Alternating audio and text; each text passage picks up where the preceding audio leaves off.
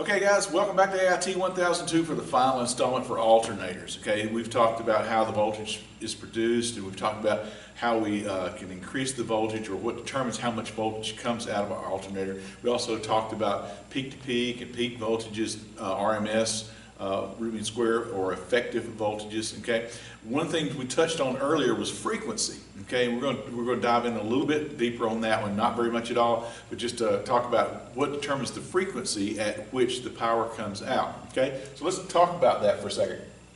First of all, remember we said frequency is how many times the sine wave cycles within a given period of time. Okay, and for our purposes, remember we said that we measure this in hertz. Okay, so for every cycle within 1 second is 1 hertz. Okay, we're using the cycles within a 1 second time interval. Okay, so we have 60 cycles that comes into our homes, our businesses, and our industry. That means that we have 60 of these cycles going on from our alternator per phase every second. Okay, so again, I used this example previously. This was about 6 cycles because we cycled through the 6 times within this 1 second time period. Okay, so that's 6 hertz. Okay, we talked about that earlier.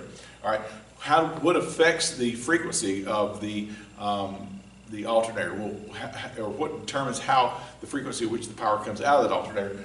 One of them is the speed at which we spin that rotor. Okay, and the other is the number of poles in the alternator. All right, so how fast we spin that rotor determines how many sine waves come out of that alternator within our 1 second period of time, which tells us the hertz, or the frequency at which that alternator is putting out power.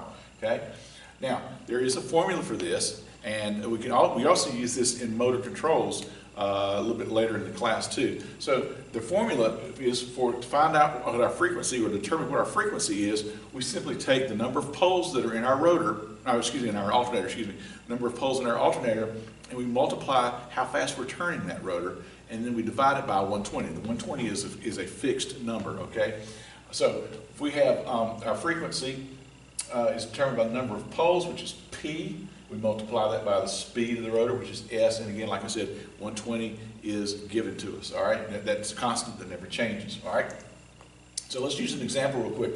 If we have a 2-pole alternator, okay, and we spin our rotor at 3,600 RPMs, okay, and then we divide that number by 120, that's going to give us the frequency at which our pulses are going to come out of the alternator. Okay, let's do the math here a little bit. All right, so we multiply 2 times 3,600, should be 7,200, and we divide that by 120, and the frequency is 60 hertz. Okay, now if you change one of these two, it's going to affect the frequency as well. All right, so let's go back here. If we were to say we were to have a 4-pole, okay, and we cut our RPMs down to 1,800, we would still get 60 hertz. So it's really dependent on the number of poles plus the speed at which we turn the rotor. Okay, and we divide that by 120, and that's the formula that gives us the frequency at which these sine waves come out of our alternator at a given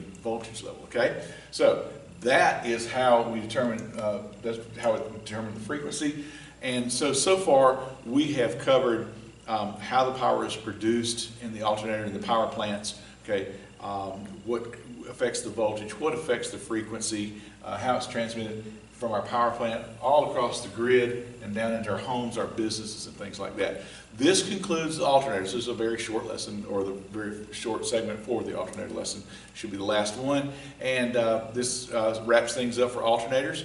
You got a lab that's due, and you're going to be breaking the alternator down to disassembling, taking a look at the internal parts of it, reassembling. We're going to do some tests with an alternator, varying the speed of it. We've got a lot of lab work to do, but anyway, this is the lecture part. If you've got any questions, come find me, and we'll go over some stuff. Other than that, thanks for watching, and we will see you in the lab.